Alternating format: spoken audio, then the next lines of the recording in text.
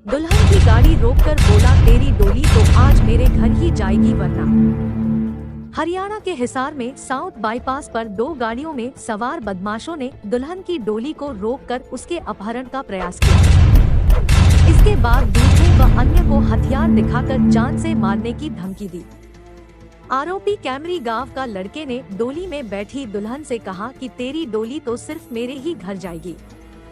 इसी दौरान भीड़ एकत्रित होने पर आरोपी फरार हो गए।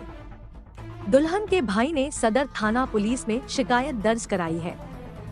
पुलिस ने कैमरी गांव निवासी अनिल, मदन समेत 7 अन्य के खिलाफ केस दर्ज कर जांच शुरू कर दी है।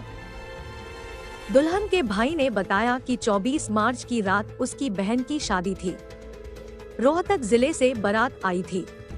सुबह 5:30 बजे बहन की डोली घर से निकली। जैसे ही उनकी गाड़ी साउथ बाईपास पर नहर पुल के पास पहुंची तो सामने से 2 गाड़ियां आईं और बहन की गाड़ी को रुकवा लिया। इसके बाद शंकी आशिक उतरा और मेरी बहन को जबरन गाड़ी से निकालकर उसको अपने साथ ले जाने लगा।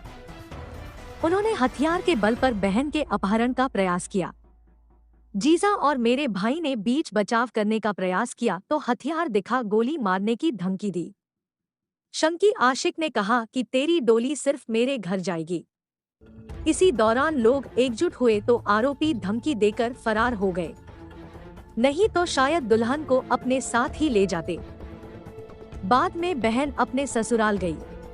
मामले की जांच कर रहे एचसी अनिल कुमार ने बताया कि शिकायत के आधार पर शंकी और अन्य के खिलाफ रास्ता रोककर अपहरण का प्रयास और जान से मारने की धमकी देने समेत अन्य धाराओं में केस दर्ज कर लिया है। लड़की के भाई ने ये भी बताया कि उसकी बहन हिसार शहर के एक कॉलेज में पढ़ती थी। उस दौरान कैमरी गांव के लड़के से उसकी बातचीत होने लगी। 1 अप्रैल 2019 को लड़के ने बहन को बहला फुसला कर बरवाला मार्ग पर हनुमान मंदिर के पास बुलाया।